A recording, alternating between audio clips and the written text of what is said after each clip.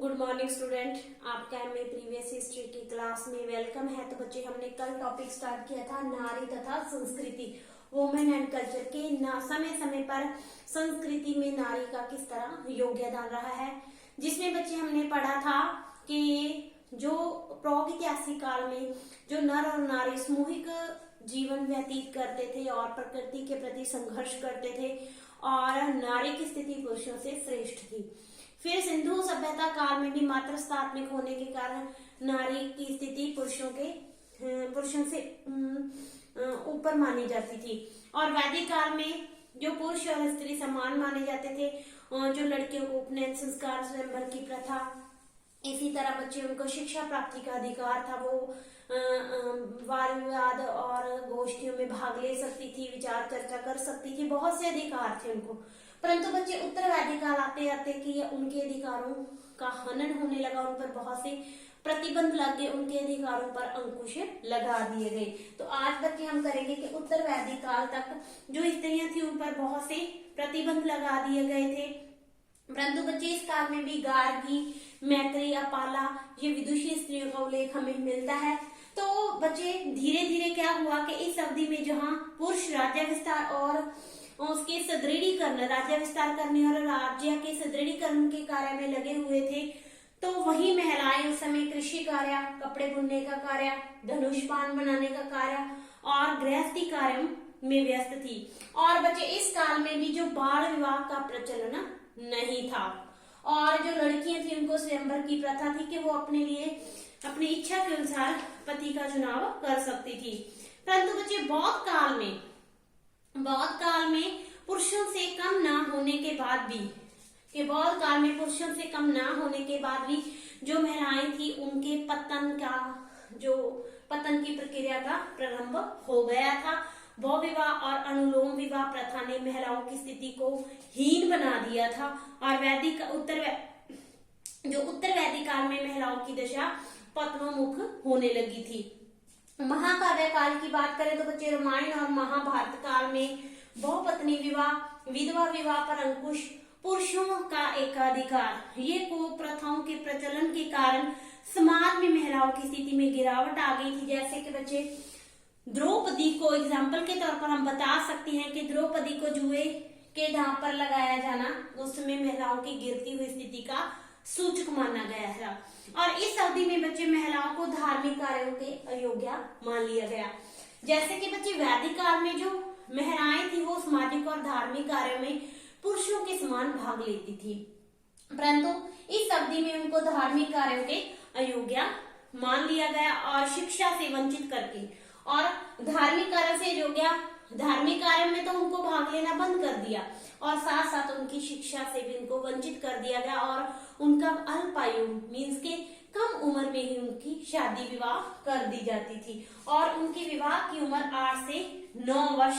तक सीमित होकर रह गई थी। और स्मृतिकारों ने बच्चे महिलाओं के समस्त अधिकारों का अपहरण करके महिलाओं को असहाय बना दिया और उन पर भिन्न भिन्न प्रकार के अंकुश लगाकर उन्हें पेंगु बना दिया था। कुछ विद्वानों की मान्यता है कि महिलाओं पर ये जो प्रतिबंध या अंकुश लगाए जाने का कारण और उद्देश्य उस समय शक और हून आदि विदेशी आक्रमणों से महिलाओं को सुरक्षा प्रदान करना था। क्लियर? तो इसी तरह बच्चे मध्य युग की बात करें तो मध्य युग में महिलाओं की स्थिति और भी खराब हो गई थी। मध्य युग की बात करें तो मध्य युग में बच्चे महिलाओं की स्थिति और भी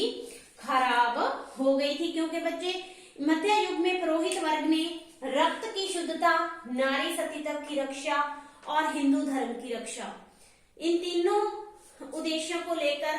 जो महिलाओं पर और उनकी महिलाओं को और सामाजिक श्रृंखलाओं में जकड़ दिया था और महिलाओं के समस्त अधिकार छीन कर जो वो अधिकार पुरुषों के हाथ में दे दिए और महिलाओं को पुरुषों के हाथों की कठपुतली बना दिया था।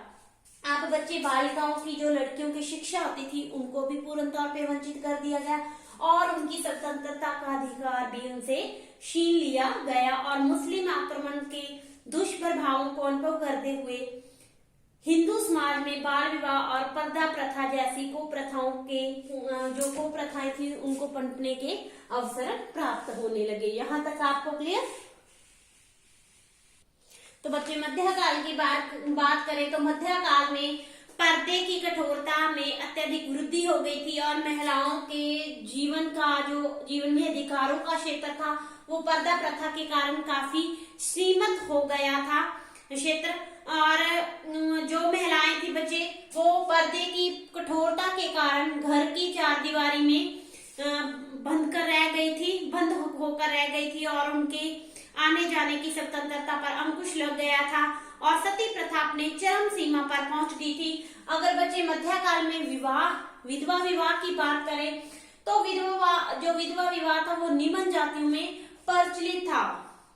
और शेष वर्गों में ये जो विधवा विवाह था वो पूर्ण प्रतिबंधित था।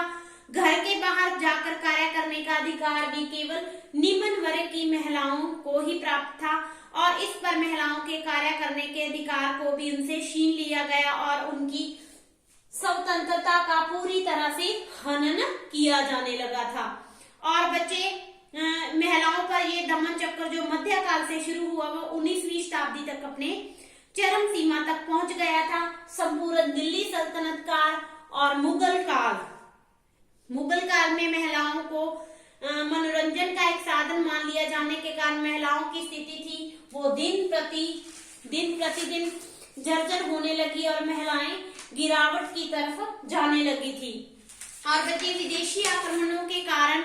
जो उत्तर भारत की तुलना में जो दक्षिण भारत की महिलाओं की स्थिति उनमें काफी फर्क था। फलस्वरूप क्या हुआ कि उत्तर भारत में बहुत सी कुप्रथाएं प्रचलित होने के कारण महिलाओं की स्थिति निम्न होती जा रही थी, वहीं दक्षिण भारत में ऐसी स्थिति नहीं थी। तो दक्षिण भारत में बच्चे ना तो बाल विवाह था, ना पर्दा प्रथा थी और ना ही सती प्रथा जैसी कुरीतियां थी। तो मध्यकाल में दक्षिण भारत की स्थानीय भाषा और संस्कृति साहित्य में कई महिलाओं का वर्णन मिलता है जो जातक कवित्रियां थी या फिर लेखिकाएं थी और दक्षिण भारत की महिलाओं की शिक्षा और कला के क्षेत्र में काफी रुचि रही थी। और बच्चे प्रशासन के क्षेत्र में रजिया बेगम, चांद बीबी, ताराबाई, अहिल्याबाई होलकर ने काफी योगदान दिया था। और कालांतर की बात करें तो कालांतर में बच्चे औपनिवेशिक युग में भी महिलाओं की स्थिति में कोई विशेष सुधार दृष्टिगोचर नहीं हुआ। अगर हम भारत में अंग्रेजी प्रशासन के प्रभाव में महिलाओं की स्थिति का जिक्र करें तो बच्चे अंग्रेजी शासन के प्रभाव में जो शिक्षा का माध्यम था वो अंग्रेजी कर दिया गया था, जिस कारण भारतीय जीवन पद्धति और राष्ट्रीय चरित्र में परिवर्तन आने लगा और गांवों में विद्यमान गरीबी और अज्ञानता के कारण लोग गांव छोड़कर शहरों की ओर पलायन करने लगे और इस काल में बच्चे शिक्षा और उद्योगों के क्षेत्र में थोड़ी प्रगति हुई और वो शहरों तक ही सीमित रही और गांव उससे वंचित रहे। और महिलाओं की अज्ञानता और अंधविश्वास का मूल कारण उनकी अशिक्षा होना या अशिक्षित होना था। और नवजागरण काल की बात करें तो बच्चे नवजागरण काल में समाज सुधारकों ने जैसे कि ईश्वर चंद्र विद्यासागर, राजा राममोहन राय, स्वामी विवेकानंद, महात्मा गांधी, इन्होंने समाज सुधारकों का जो ध्यान था वो सामाजिक सुधारों और स्त्री शिक्षा के विकास की ओर आकर्षित हुआ और इन सुधारकों के समस्त प्रयासों के बाद भी अज्ञानता की खाई को तुरंत पाटा नहीं जा सका और जो महिलाओं के स्वतंत्रता और शिक्षा के क्षेत्र में उस समय प्रगति हुई 20वीं शताब्दी में तब संभव हुई जब महिलाओं ने स्वयं अपना ध्यान इस ओर आकर्षित किया।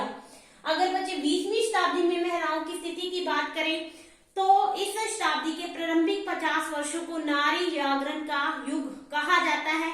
और स्वतंत्र काल के युग को नारी प्रगति का काल, वेरी इंपॉर्टेंट शॉर्ट क्वेश्चन,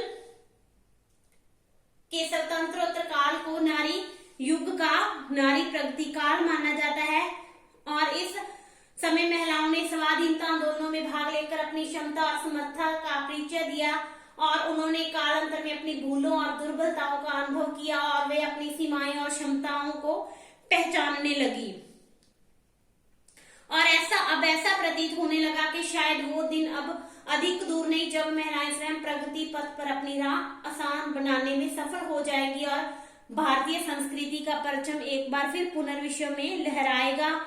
और महिलाओं का इसमें योगदान कभी भुलाया नहीं जा सकेगा। यहाँ तक क्लियर? तो ये टॉपिक आपका complete. Thank you so much.